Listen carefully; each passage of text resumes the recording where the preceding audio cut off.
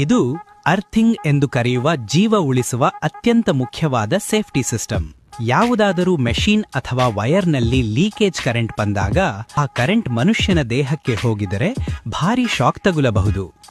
ಅದನ್ನು ತಪ್ಪಿಸಲು ಅರ್ಥಿಂಗ್ ಮಾಡಲಾಗುತ್ತದೆ. ಅರ್ಥಿಂಗ್ ಇದ್ದರೆ ಫಾಲ್ಟ್ ಕರೆಂಟ್ ನೇರವಾಗಿ ನೆಲಕ್ಕೆ ಹೋಗುತ್ತದೆ ಮತ್ತು ಮನುಷ್ಯ ಸುರಕ್ಷಿತವಾಗಿರುತ್ತಾನೆ. ಅರ್ಥಿಂಗ್ ಮಾಡಲು ಕಾಪರ್ ಅಥವಾ ಜಿಐ ರಾಡ್ ಅನ್ನು ನೆಲದ ಒಳಗೆ ಆಳವಾಗಿ ಇಡಲಾಗುತ್ತದೆ. ಆ ರಾಡ್ ಅನ್ನು ವೈರ್ ಮೂಲಕ ಸ್ವಿಚ್ ಬೋರ್ಡ್ ಮತ್ತು ಮೆಷಿನ್ಗಳಿಗೆ ಸಂಪರ್ಕ ಮಾಡಲಾಗುತ್ತದೆ. ಲೀಕೇಜ್ ಕರೆಂಟ್ ಬಂದಾಗ ಅದು ಕಡಿಮೆ ಪ್ರತಿರೋಧ ಇರುವ ದಾರಿಯಿಂದ ನೇರವಾಗಿ ಭೂಮಿಗೆ ಹೋಗುತ್ತದೆ. ಅರ್ಥಿಂಗ್ ಇಲ್ಲದಿದ್ದರೆ ಮೆಷಿನ್ ಬಾಡಿಗೆ ಕರೆಂಟ್ ಬರುತ್ತದೆ ಮತ್ತು ಮುಟ್ಟಿದ ತಕ್ಷಣ ಶಾಕ್ ತಗುಲುತ್ತದೆ. ಆದರೆ ಸರಿಯಾದ ಅರ್ಥಿಂಗ್ ಇದ್ದರೆ ಅದೇ ಕರೆಂಟ್ ಮನುಷ್ಯನ ದೇಹಕ್ಕೆ ಬರದೆ ನೆಲಕ್ಕೆ ಹೋಗುತ್ತದೆ ಮತ್ತು ಅಪಾಯ ತಪ್ಪುತ್ತದೆ.